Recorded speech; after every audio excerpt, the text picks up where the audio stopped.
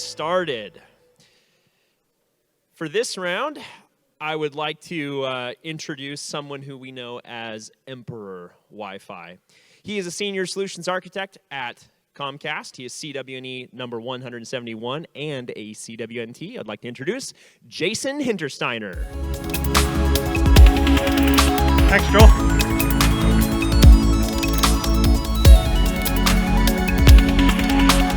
Afternoon, everybody. Everybody, come on, wake up. I know it's kind of that lull in the 4 o'clock afternoon. So for the next 45 minutes, I'm going to be talking about freaking out. So going beyond Wi-Fi to some of those alternate frequencies, some of which you've heard about earlier today, some of which you haven't. 2.5 weeks ago, I just started at Comcast Business, a division called Deep Blue Communications. So again, I'm one of those people who shuffled positions this year. But if you have questions on this stuff, feel free to come up and talk to me afterwards. So what are we here to learn about at CWNP, right? We're here to talk about WLAN, right? That's what we're all experts in. Some of you may be surprised to know that WLAN is actually older than you think. The first WLAN actually appeared in August of 1946. Of course, not on 2, 4, or 5 gigahertz. This was actually on AM and FM radio. And they're still broadcasting today in Lancaster County, Pennsylvania. And they've provided many types of programming over the years. They've gone through many spec changes. So let's talk about WLAN, or actually let's talk about things not WLAN. So the world beyond Wi-Fi, why should you care? Right? I'm happy in my little bubble at 2.4 and 5 gigahertz. Right? Why should I care? Right? You've heard it from some of the other presenters today. Wi-Fi is not isolated to human clients anymore. Right? We have to deal with a lot of machines on our network. Cameras, access controllers, digital signage, IoT, actuators, servers, right? There's all sorts of stuff that's being put online on our networks and it's expected to work. Not all of it is human controlled. Some will work on your network. Some will work in parallel to your network on the same channels, such as Zigbee. Some will be in parallel to your network on their own frequencies, such as Z-Wave. Today's Wi-Fi engineer is no longer solely working on Wi-Fi projects. So welcome to the machine. So, right, this is a common figure, right, the RF spectrum, right, the regime that we're used to dealing with is in the 300 megahertz to 300 gigahertz band. Different frequencies are obviously suitable for different types of applications. We're going to be talking about that. Generally, there's a trade-off between distance and capacity. The lower in frequency you are, the more distance you can achieve, and the better you penetrate through objects. But the less data, in general, that you can carry. Higher frequencies, there's a lot more bandwidth available, so I can stuff a lot more data into that transmission, but it attenuates faster. So why can't we stay on 2, 4, and 5 gigahertz? If you look back at the last 20 years of Wi-Fi, we've gone from 2 gigahertz to now with AX, they're claiming in the IEEE spec to go all the way up to 9.6 gigabits per second. 802.11be, which is on the horizon in the next couple of years, right? It's going to be somewhere around 40 gigabits per second, maybe. 16 stream, 320 megahertz channels, 1024 QAM, maybe 2048 QAM. How do we do this? How did we do this in the last 20 years? Anybody? How did we go just high level, very high level, 10,000 foot level? How did we go from 2 megabits per second to 9.6 gigabits per second, spec-wise at least? Math. We use math to cheat physics. That's what we do. If you look at MIMO, MIMO is all about using math to cheat physics. Multi-user MIMO is about using even more complicated math to cheat physics. OFDMA is about more complicated math to cheat physics. That's what we do. However, every time you use math to cheat physics, you have to sacrifice something. Nothing comes for free, and every generation becomes less robust and more fragile, which means more things kind of have to work right in order for things to go well, right? Back in the old days of 802.11b, right, it was Wild West time. Everybody knows you could just slap up an AP pretty much wherever you wanted, close your eyes and set all the AP settings randomly, and the damn thing still worked, right? Try going do that with an AX access point and see what happens. It's not going to work very well. Unfortunately, what happens is that the complexity of the math skyrockets while the actual gains that you can achieve get less and less. You get into a point of diminishing returns where I have to put in lots and lots of effort for very, very small incremental steps. So when you can no longer cheat with the math, you actually need to go change the physics. And in wireless communications, you change the physics by going to different frequencies. So let's talk about some of those frequencies that we see in the wild. I'm going to start with point-to-point and point-to-multipoint. This has been a topic near and dear to my heart. Licensed frequencies, right? You got the 54 to 700, the TV white space, 6 gigahertz, 11 gigahertz, 18 gigahertz, 24 gigahertz, 39 gigahertz. These are your kind of classic point-to-point licensed frequencies. Unlicensed and semi-licensed, you got your 900 megahertz band, 2, 4, and 5 gigahertz, obviously. 3.5 gigahertz for CBRS, 4.9, 60, 70 to 80 gigahertz. Long distance, right? Especially with some of those lower frequencies. So, what kind of applications are we seeing in the wild on some of these frequencies? Sensors and actuators, right? All your IoT stuff. A lot of that's happening on the 900 megahertz band. Some of it's happening on the 2.4 gigahertz band. Cordless telephony, right? Has been all over the map. 900 megahertz, 2.4 gigahertz, 5.8 gigahertz, now 1.9 gigahertz. Li-Fi. Thank you to May for reminding me to include Li-Fi on this on the slides, right? 430 to 750 terahertz, that's the 300 to 700 nanometer wavelength, right? Communicating with light. All your 2G, 3G, 4G, 5G, right? All your classic cellular frequencies, your CBRS, right? 50 to 55 gigahertz, which is going to be very popular for 5G. And then, of course, we have Wi-Fi, 2.4 and 5 gigahertz, 6 gigahertz, which is coming, 60 gigahertz, which is already here. So, licensed versus unlicensed. Why do I want to do licensed? Licensed spectrum, right? A single organization leases a particular portion, right? They're leasing certain channels, certain portion of the spectrum in a specific geographic area, right? What's really nice about that is nobody else is going to interfere with me. I own that channel in that geographic space. I own that spectrum. I know that nobody else is going to interfere with me, and if they do, I can go to the FCC and complain to them, right? It's also closed use, which means anything I do in that spectrum is entirely up to me. I don't have to worry about interoperability or interacting with anybody else. I'm just in total control. I can do whatever I want on that channel. You also have this kind of semi-licensed kind of area, right? Like for licensed links, like 6 gigahertz Uni-5 right now is long-distance point-to-point shots. And by long distance, we mean like 5 miles or more, right? So those bands are typically licensed for specific use cases. But one of the problems, of course, is you have to go to the FCC. So every time you want to put up a link or I want to put up a wireless system, I got to go to the FCC and apply for a license and get permission. That makes it more expensive, right? And that also means that your sales cycle is longer. So for those of us who are in the business of getting as many AP, as much wireless out into the field as possible, this does not serve that. Now, for those of you who are not familiar with how does one actually go about and get a license, I can't really talk about EU and other parts of the world, as I understand it works relatively similarly. We'll talk a little bit about the FCC process at least for fixed wireless links. You get the GPS coordinates of the link, you get the radio and the antennas that are being deployed, right? So the make and the model of the radio. You get your desired frequency band and channel width. Then there's a channel selection process where typically there are companies that actually specialize in frequency licensing. So they will actually do the search and say, hey, what channels are available in this particular area?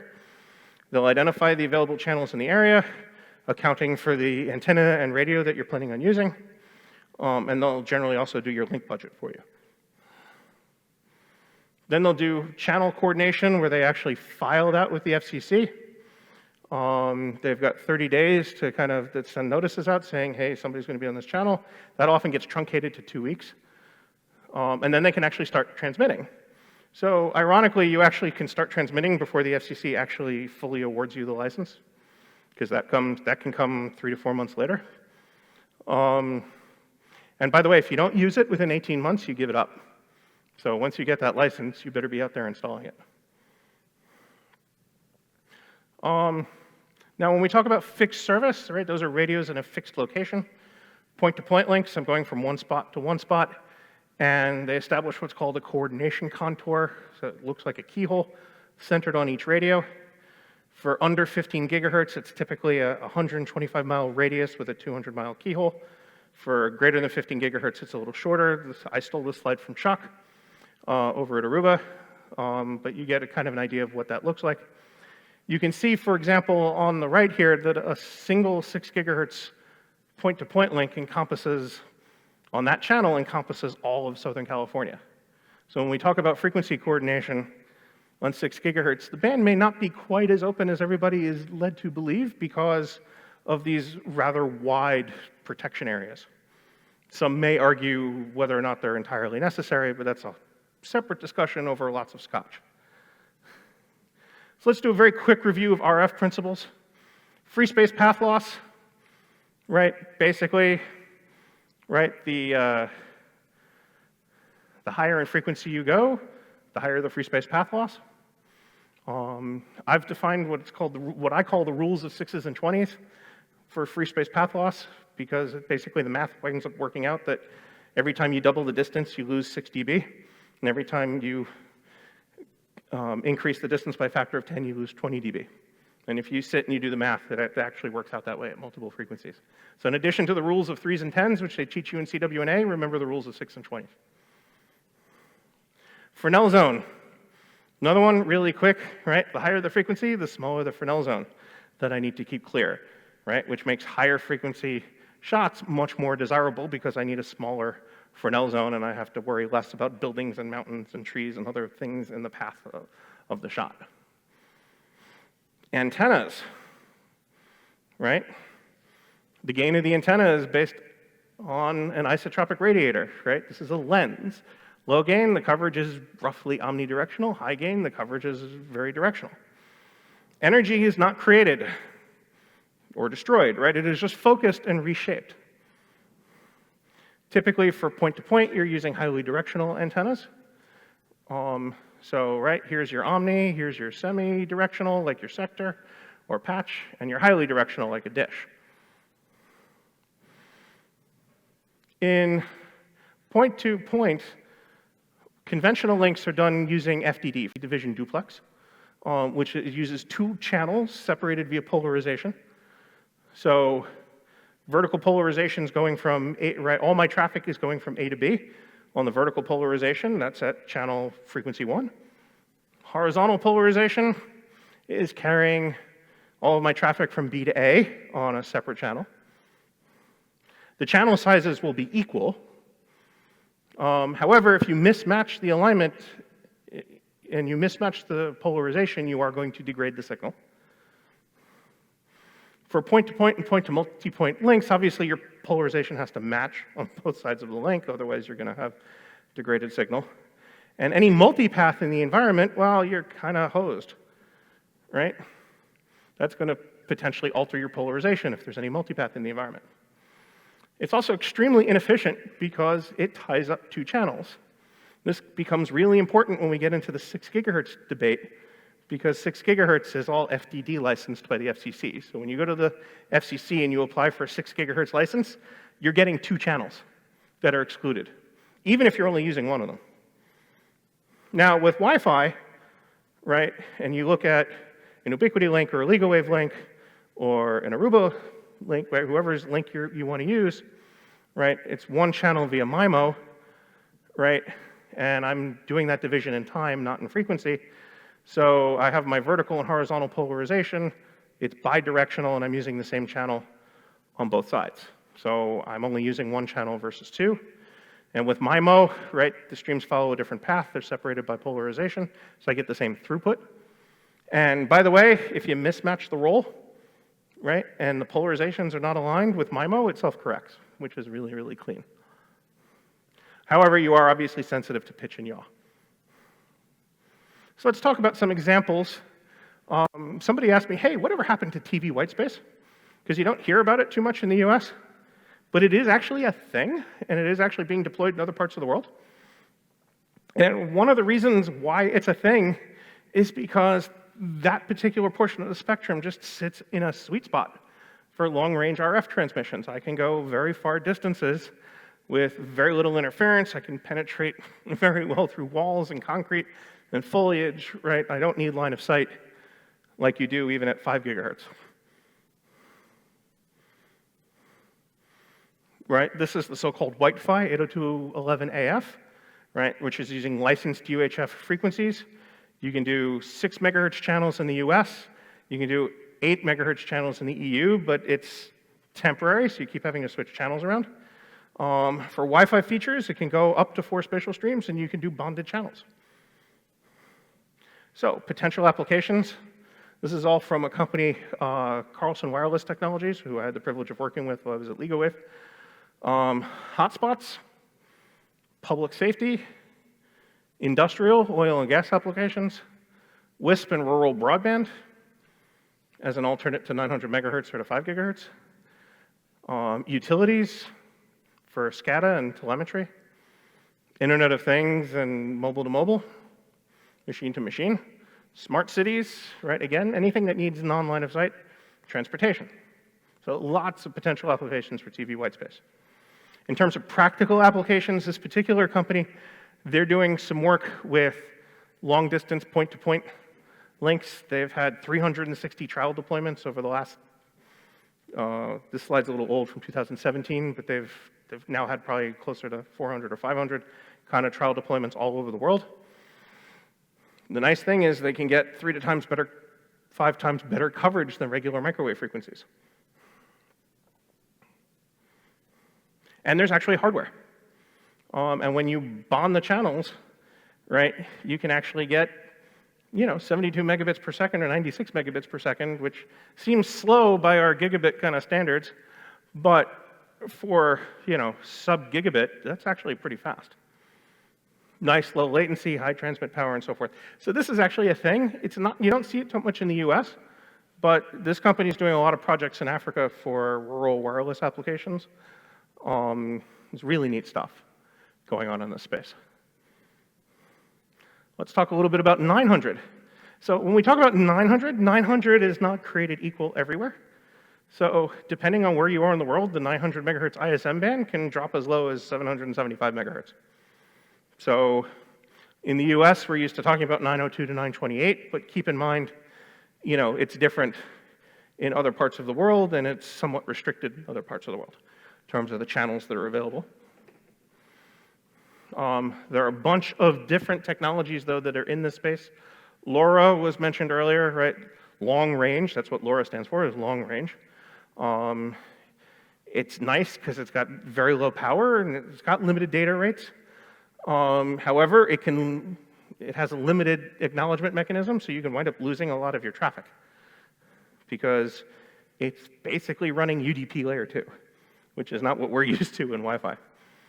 There is this thing called LoRaWAN, which is basically a higher level protocol to tie a whole bunch of different LoRa devices together. LoRaLAN would probably be a more accurate name for it, but that's what they call it. You have things like Z-Wave and Wi-SUN. Again, these are also running at 900 megahertz. Higher power. They can have a fairly large coverage area, but typically these are for networks on a single access point. We saw an example of some of this stuff this morning. And then, of course, there's Halo 802.11ah, right, which is promising, 160 kilobits per second over 100 meters. So, really fast, much faster speeds than some of the other technologies with up to 8,000. And I think that's a typo. I think that should be 160 megabits per second. Nope. It's 160 kilobits per second. Okay. So this slide's from a publication that is obviously big on promoting Wi-Fi Halo, right, which you see in the graphic in black. But what you see here is a comparison of a lot of these different 900 megahertz and 2.4 gigahertz technologies for IoT in terms of range, battery life, right? And transmit and receive efficiency and so forth. So there's a lot of activity in the 900 megahertz and 2.4 gigahertz band for IoT. Which one do you pick? Right? As Keith always likes to say, it comes back to your requirements. Right? How far do you need to go? How much data do you need to push? That's what it always comes down to. So let's talk a little bit about CBRS. Keith just published a really, really good blog on CBRS, so it's on the Aruba Networks site. I read it on the plane out here yesterday, so check it out. But he goes through this very nicely. Licensing on the CBRS band's a little weird by our standards, because it's kind of licensed, semi-licensed, and unlicensed. First, you have your incumbents, which is primarily the US Navy, but there are some other government and other military applications that are on the 3.65 to 3.7 band, and they basically have priority. Then there are going to be these things called priority access licenses, which are going to be 10 megahertz channels that are offered in non-renewable 3-year licenses. And then for everybody else, there's general access, so this is basically going to be unlicensed use of the band, including opportunistic use of that 50 megahertz space at the top. It's 150 megahertz bandwidth. A lot of this effort is being coordinated by the CBRS Alliance. There are over 60 commercial companies invested in various trials and investigation of potential applications. I noticed at least one vendor outside that's offering stuff in this band today. They have a demo sitting out there. Key applications, there have been several that have been proposed, but probably the two that are most interesting are private LTE networks, which you might use for industrial IoT or for private in-house calling to replace, if you want to just run your own phone system kind of isolated from everybody else, say in a hospital or other type of complex. Or the one that I personally think is more interesting is as a DAS replacement. There is a certification process through CBRS called OnGo. It's kind of similar to Wi-Fi certified. And the idea is that the products that are operating in this space will actually be interoperable. So for good or for bad. So for those of you who don't know how current DAS networks work, basically what you do is you either pull signal in from the air, or you get the cable, the carrier to basically bring in like a fiber feed or something into their network, and then you relay things over fiber and coax to basically analog antennas on their frequencies. These things are very expensive to deploy. A typical hotel, so not this place, but a typical hotel, could easily be over $2 million to install such a system. This place would probably be closer to like triple that, at least. It has very limited data capacity. Generally it's analog, so it's all running coax with splitters everywhere. There are some systems out there that are like fiber and then split out to coax to try to kind of minimize the losses and such. So there are some hybrid analog and digital systems out there. It operates on those licensed carrier frequencies. So that means that it usually requires a direct feed to and a business deal with each cell phone carrier. And if the cell phone carrier, if you have somebody like Verizon coming in and installing it, guess what? Only Verizon phones are going to work on that network. So if you want what's called neutral DAS, which is, hey, I want it to work with everybody, guess what? I now need like 3 to 4 times the number of frequencies and direct feeds and all those business relationships. So deploying DAS is hard, right? Not because it's technologically hard, it's hard from a business perspective, which makes private in-building LTE really, really attractive. Because the building owner or network operator can actually run their own private LTE network, and they can either run it for business needs as a private LTE, or they can run it as a DAS replacement, where basically you are on the Gaylord Opryland phone network, and then you're just roaming to Verizon or AT&T or whoever, all based with an internet handoff. This will compete with Passpoint and Hotspot 2.0. The big kind of drawback to this is that the client device does require a CBRS radio in it. Now, of course, CBRS is being promoted as part of the larger 5G package that it's going to replace Wi-Fi. It's not going to replace Wi-Fi. These are going to coexist in practice because they're different applications. So 6 gigahertz, I talked about a little bit. But before we actually dive into 6 gigahertz, I want to dive into that little 75 megahertz of spectrum between 5 gigahertz and 6 gigahertz, which is the 585 to 5.925. This is the connected vehicle or vehicle to everything spectrum. It's intended for self-driving vehicles. So this is for vehicles to talk to each other as well as vehicles to talk to other things like traffic lights. It's designed to do pedestrian detection, congestion detection, emergency vehicle preemption so that ambulances, snowplows, and such can kind of get in all automatic. That's, of course, been the promise. The band isn't widely used yet, which is why a lot of people are actually interested in this band because it's very kind of nicely, conveniently located between the 5 gigahertz we have and the 6 gigahertz that we're anticipating getting. So a lot of people are interested in this little slice of the pie. But, you know, there hasn't been much activity, but it's not like there's been zero activity.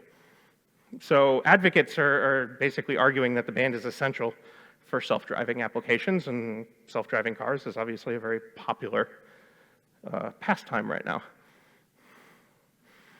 Other slides on, 6 gigahertz, other incumbents, and again, another slide I stole from Chuck over at Aruba. Thank you, Chuck. You have kind of your 4 Uni 5 to Uni 8 here. Uni 5 right now, fixed service license, so this is your long distance point-to-point backhaul. Right now it's divided into 10 megahertz, 30 megahertz, and 60 megahertz channels, so it's not going to be so clean when we start to worrying about keeping the channels clear because Wi-Fi we're using 20, 40, 80, 160 megahertz channels. It's also FDD. So you have paired channels, right, on the low portion of the band and the high portion of the band, and they're SISO, right?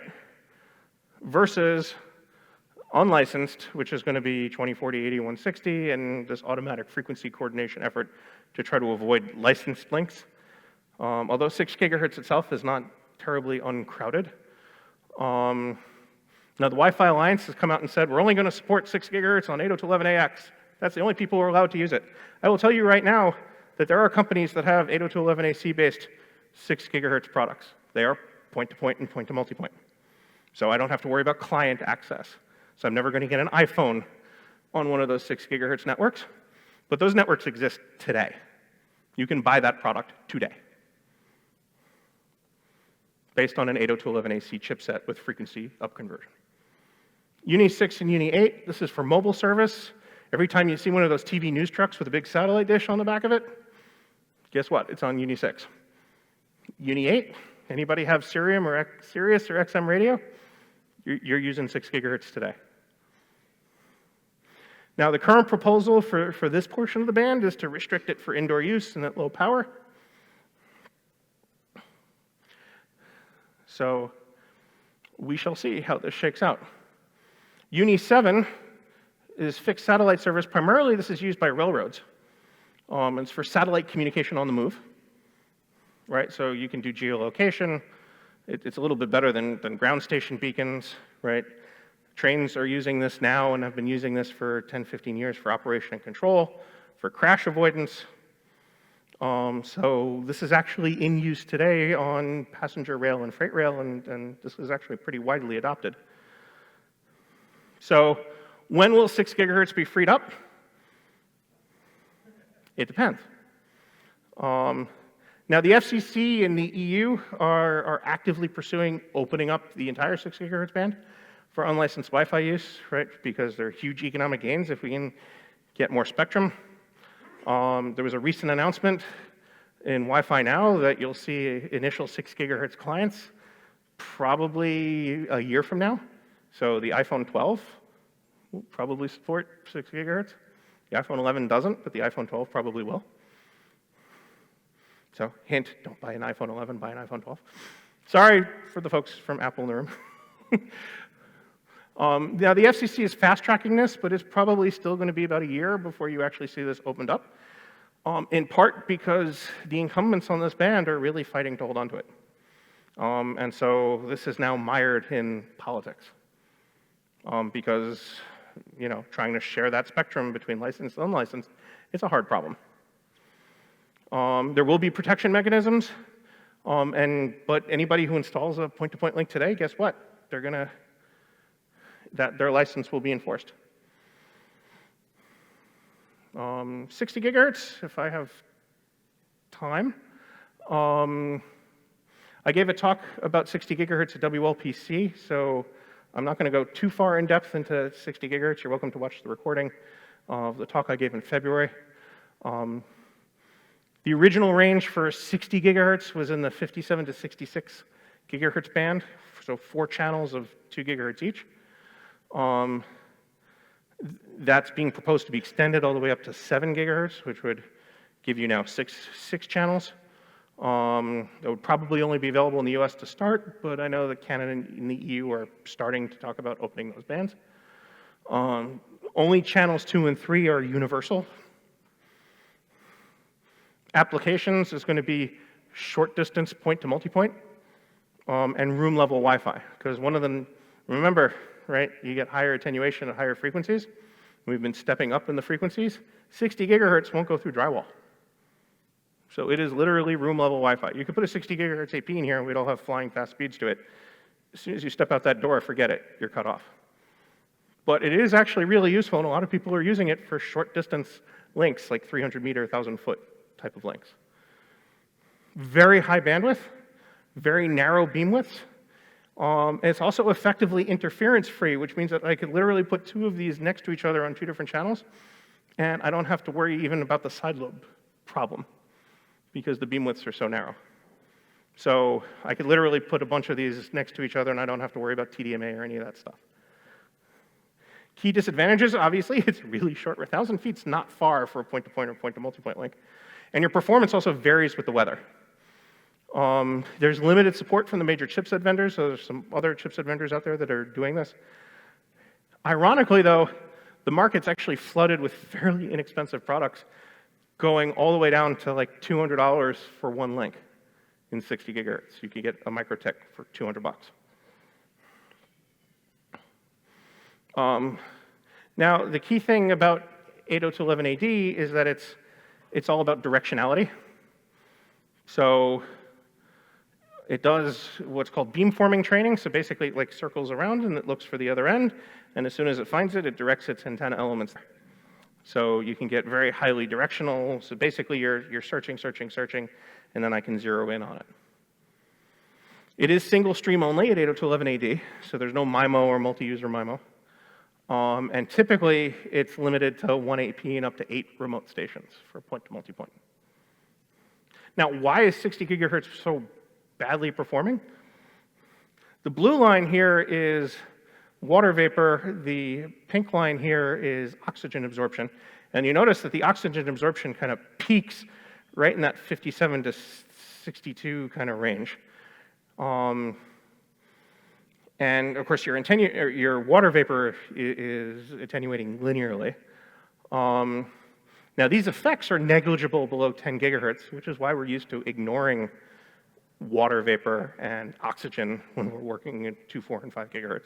We're used to not even thinking about them because the effects are negligible on your link. At 60 gigahertz, they're actually significant. So what does that mean? That means in rain and fog and snow, your link's actually going to perform worse than on a nice, bright, sunny day. Now, undeterred, right, there's 802.11ay, which is an enhanced version of 802.11ad, with data rates promised all the way up to 40 gigabits per second, although originally it was rated to be above 100 gigahertz. You can do up to 4 channels in bonding, so you can do an 8 gigahertz channel. Although I've heard recent talk also that there's talk about actually being able to subdivide the 2 gigahertz channels at the chipset level. So you could actually do smaller channel widths in order to get more range out of it or more reliability out of it. So it'll be interesting to see how this develops. There is support for MIMO and downstream multi-user MIMO.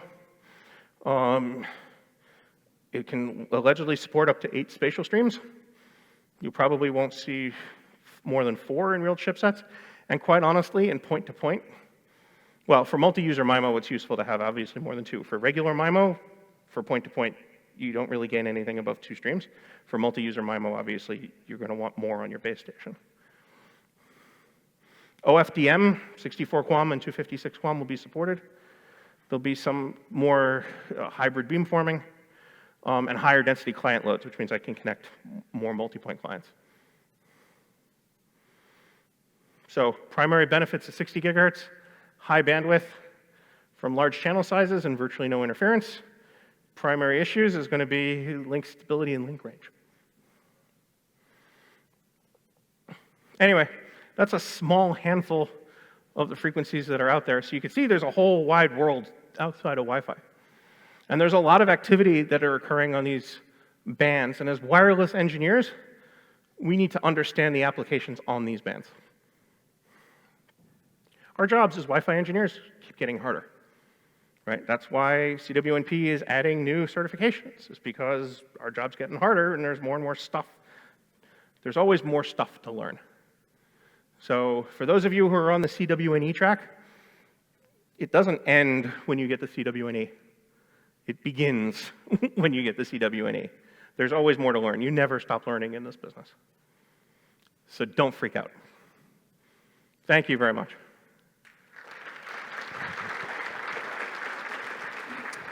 Awesome. Thank you, Jason. Any questions for Jason? Go ahead and submit those questions or just raise your hand. Any questions? Boy, those lights are bright, aren't they, Jason? Yeah, they are. It's hard to see. I've been blind for the last 40 minutes. Yeah. I don't see any hands. Oh, there's one.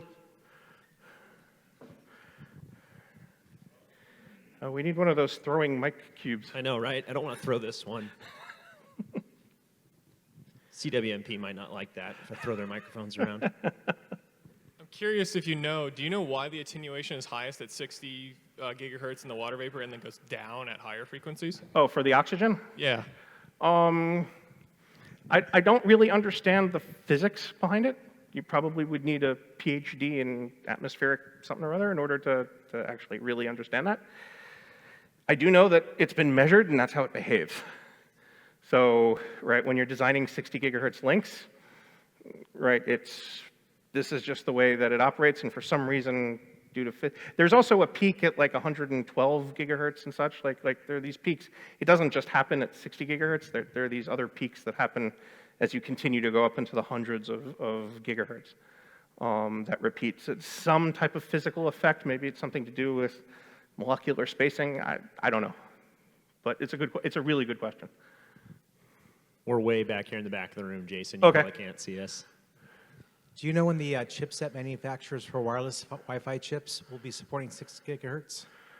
So the rumor is that you're going to start seeing them.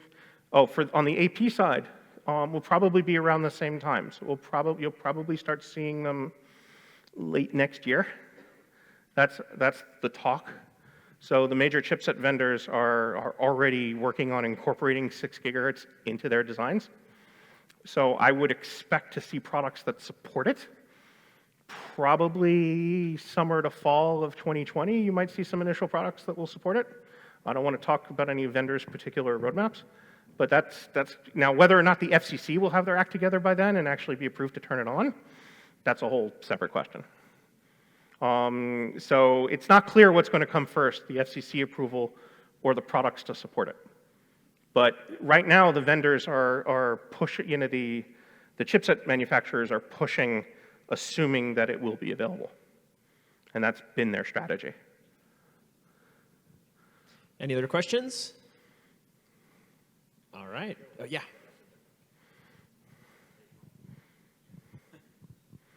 Any thoughts about Li-Fi? Again, room level. People have been doing point-to-point with lasers for years, which is a form of Li-Fi for point-to-point, point-to-multipoint. I think there's some interesting applications for Li-Fi. The problem is, of course, if you're sitting there with your phone, right, and I turn away from the light, well, guess what? My body is now blocking the signal. So yeah, welcome to the dark side. Li-Fi is still kind of in these early stage stuff. So I'm personally a little skeptical on it, but you know, I think you might, right now, to me, it seems like a solution in search of a problem, and there are a lot of technologies that are out there that are solutions in search of problems. Li-Fi kind of, to me, right now, falls in that category. But then again, I said the same thing about CBRS like just a couple of years ago, and now I'm actually seeing some real applications for CBRS. So it's entirely possible that given another 2-3 years, you might actually see some practical applications that Li-Fi is actually good at addressing. So, Jason, Yeah. is there anything you'd like to declare dead this year? Well, I know there are AX access I mean, points. we're talking about Wi-Fi. Yeah. I know there are AX access points that are out there. I'm still a little skeptical. We're deploying. My new company is deploying them. So, I mean, we are actually out there deploying them, right? The iPhone has come out with 802.11ax, so all right, it's not quite dead. Yeah. So I guess I have to kind of take that back. All right. How effective it's going to be in terms of actual performance improvement, Hard to say. that I'm a little skeptical on. Yeah. Remember when multi-user MIMO was the thing? Ooh, So, yeah. Cool. What does infrastructure look like in the house? Is DAS replacement yeah, is that- system? Yep. So the CBRS is basically going to be deployed like access points. So, you know, when I'm designing a Wi-Fi network, I could use the same types of tools, right? I mean, to actually design a CBRS network, because it's basically just operating in a different portion of the frequency band. So, and penetration will be, you know, the behavior at a certain power level will be somewhere between 2.4 and 5 gigahertz. Now, the power requirements probably going to be a little bit different. I think they're a bit higher for what you're allowed to operate CBRS on, which probably means you're going to have a bigger range out of CBRS than you would out of typical Wi-Fi, just because you can run it at higher power. But I think it's not going to be, designing that type of system is not going to be dissimilar to designing a Wi-Fi network. Yeah. Let me put it that way. So let's do one last question. Do you expect to see CBRS adopted by manufacturers soon? Any carrier support? Actually, I think it says Cat-tier support. Cat-tier support. So like, meow, you know. The carriers are very involved in CBRS. I think they kind of understand that DAS is kind of impractical, and they've talked about microcells and nanocells and all of this kind of stuff. If you walk outside, I saw a CBRS radio on somebody's table outside at this conference. So, ruckus. Sir, you're not supposed to do that. Sorry. I imagine that there will be other vendors who will be having similar offerings shortly on their road. I'd be surprised if the other major players do not follow suit in the near future, especially because it will be designed and kind of run similar to the way that you would typically deploy Wi-Fi. So it kind of makes sense that Wi-Fi manufacturers would get in the game. Cool. Well, thank you so much, Jason. Let's give it up for Jason.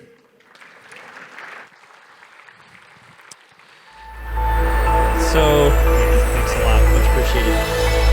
We had Gustavo on at 4:45.